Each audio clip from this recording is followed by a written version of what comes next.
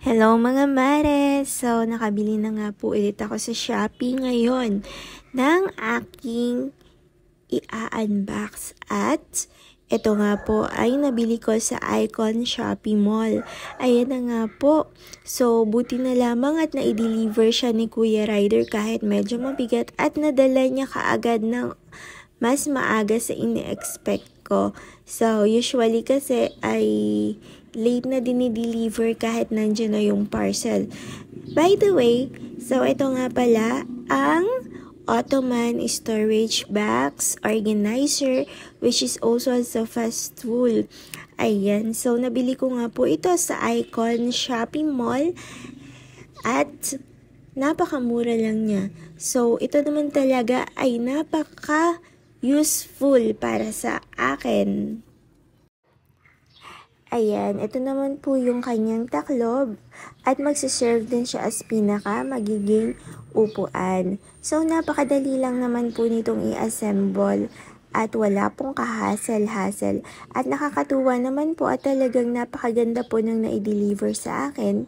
Wala pong damage at napaka-okay po talaga. So, salamat po sa seller. So, ganun pa man po, ito po ay talagang magsiserve po as lagayan ng toys ni baby. So, ayan, dahil lagi talaga nga namang napakakalat dito sa aming bahay at nagkalit lahat ng kanyang mga laruan, ay tamang-tama ito para dito namin ilagay ang kanyang mga toy. So, magsiserve din ito as kanyang upuan. Syempre, hindi lang kay baby, para na rin sa aming lahat.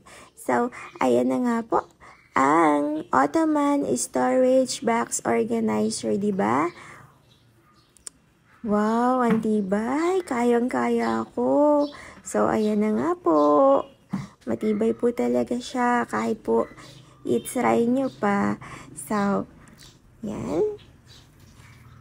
We try na rin pong ilagay ang mga toys ni baby. Tinuturuan ko po siya na that will serve po as his box organizer. Ayan po.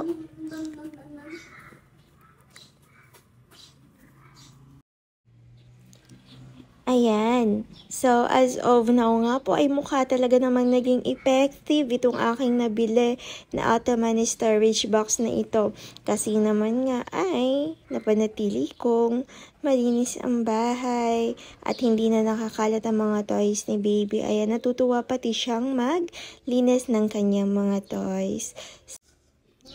Yan lamang po. Maraming salamat po sa inyong suporta.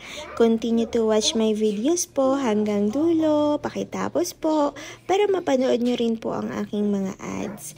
Thank you so much everyone. God bless!